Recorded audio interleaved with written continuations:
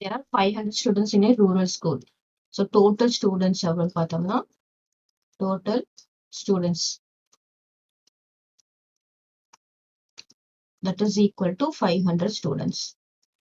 370 of them can swim. So இதுல can swim. அவங்களால நீந்த முடியும். Can swim எவ்வளவு அப்படின்னு பார்த்தோம்னா which is equal to 370. Then cannot swim.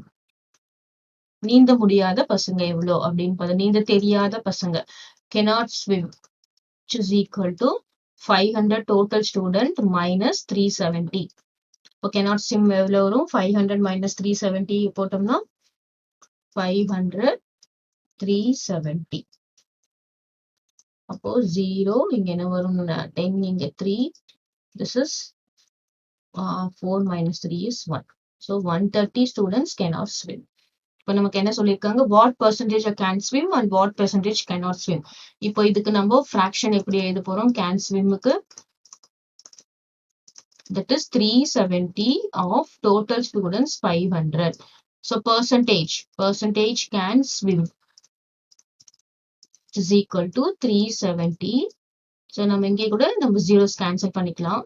இந்த 0 cancel பண்ணிக்கலாம். அப்போ என்ன வரும் 37 by 50 into how much 100 ஆல மல்டிப்ளை பண்ண போறோம். இங்க இதுவும் கேன்சல் ஆயிடும் 15 இது என்னது 2 times. So how much percentage 7 to 14 74% can swim.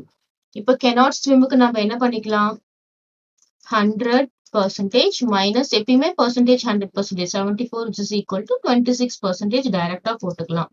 இல்ல அப்படி போட முடியல அப்படின்னா நம்ம இதுக்கு நம்ம என்ன பண்றோம் fraction cannot swim that is equal to 130 cannot swim total எவ்வளோ 500 people multiplied by 100%. So இந்த 0 cancel ஆயிடும் 5 ஆல cancel 1 5s 5 2 5s are 10 6 5s are 30. So 26% cannot swim. இப்படியும் போடலாம் இப்படியும் போடலாம்.